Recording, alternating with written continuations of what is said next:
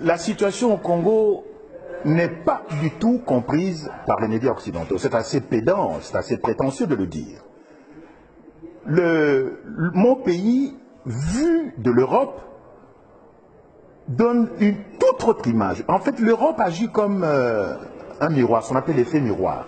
Lorsque vous regardez le Congo à travers les médias, à travers le prisme des médias occidentaux, vous découvrez des choses que vous n'auriez sans doute pas découvertes en vivant sur place.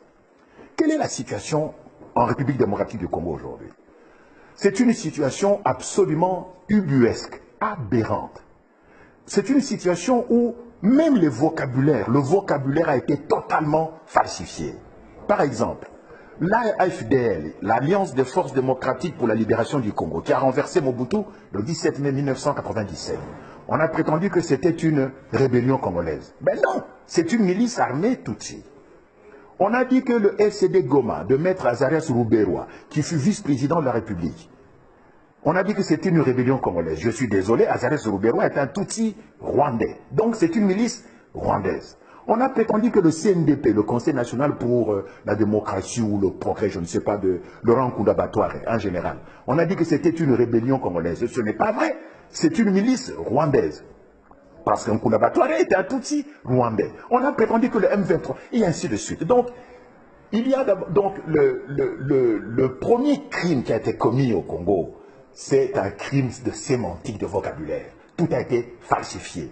Et cela a été falsifié de façon délibérée. Pourquoi? Parce que le Congo aujourd'hui se trouve dans une situation de guerre de type ethnique. Le Congo est occupé par une ethnie, les Tutsis, venus du Rwanda. Le génocide, je dis les génocides, il y en a eu 4 au Rwanda. 4 génocides qui ont été perpétrés au Rwanda, les uns par les Tutsis, les autres par des Hutus. Eh bien, ces génocides ont visé uniquement le Congo. C'était un prétexte, c'était un alibi pour envahir le Congo. Tant et si bien qu'aujourd'hui, le chef d'État congolais, Joseph Kabila, de son vrai nom Hippolyte Kanambe, est un Tutsi rwandais. Il a mis les pieds pour la première fois à Kinshasa le 17 mai 1997. Et quand il est arrivé, c'était comme exactement un immigré clandestin. C'est un immigré clandestin. Il est venu à Kinshasa sans passeport, sans visa, dans les bagages de l'AFDL. Et quand il est arrivé, il ne parlait pas le lingala, il ne parlait pas le français, il ne parlait pas le kiluba, et il s'exprimait en swahili, mais le swahili de Tanzanie, où il a vécu, où il est né apparemment. Donc, et ce monsieur, donc, imaginez-vous que un immigré clandestin, un sans-papier, débarque dans un pays et 3 ans et demi plus tard, il devient chef d'État. C'est une situation unique depuis que la planète Terre existe, peut-être même dans le système solaire. Donc, un immigré clandestin qui devient chef d'État 3 ans et demi après son arrivée. Ça ne s'est jamais vu dans le monde. Voilà la situation dans laquelle se trouve le Congo. Donc, une situation d'occupation ethnique. Ça, c'est la cause. Cette cause a entraîné des effets désastreux. Actuellement, un génocide est perpétré au Congo. Tout récemment, près de 90 personnes ont été abattues à Béni. Tout le monde s'est excité dessus. Mais on ne dit pas pourquoi. Il semble, mais je n'ai pas vérifié l'information, qu'on a découvert des gisements de pétrole dans le sous-sol de Béni. Donc on veut éliminer la population pour que les multinationales pétrolières viennent exploiter de l'or noir chez nous. Eh bien, aujourd'hui, le bilan des morts au Congo s'élève autour de 8 millions. C'est donc, depuis la fin de la Deuxième Guerre mondiale, le conflit armé le plus long et le plus sanglant. Le plus sanglant parce que ça fait quand même, il y a 8 millions de morts. Le plus long parce que cette guerre a commencé en septembre 1976. Et elle se poursuit encore, ici et maintenant, en 2014, au mois de novembre 2014. Or, il y a aujourd'hui au Congo plus de 52 armées étrangères qui ont soit déjà foulé le sol du Congo, soit y campent encore aujourd'hui. Vous savez que la MONUSCO, la mission des Nations Unies, semble-t-il pour la stabilisation du Congo, se trouve au Congo depuis une bonne douzaine d'années. 21 000 casques bleus au Congo. Et la région la plus militarisée, là où la MONUSCO est la plus active, c'est justement la région du Nord Kivu, où s'est perpétré le massacre de Béni. Alors je me pose la question, que fait la MONUSCO? Contre qui se bat-elle? Ne me dites pas que la MONUSCO qui a des drones, qui a des chars d'assaut, des hélicoptères de combat, va se battre contre des minables petites milices Tutsis qui ne comptent même pas 5 000 personnes, alors que la MONUSCO compte à peu près 21 000 personnes, n'est-ce pas? Et dans la MONUSCO, aujourd'hui, vous avez même les troupes du Malawi, de Tanzanie, d'Afrique du Sud. Vous savez que la France a envoyé, a dépêché l'opération Artemis pour aller chasser un rebelle, cette fois-ci un vrai rebelle congolais, Thomas Lubanga, dans le district de l'Ituri. Vous savez que les Américains maintiennent au Congo une force qui s'appelle l'AFRICOM, la force de stabilisation du Congo. Vous savez que les Angolais, les Namibiens, les Zimbabwéens, les Tchadiens sont présents au Congo, où ils ont été. En tout, 52 troupes étrangères qui ont marché au Congo, qui ont campé au Congo.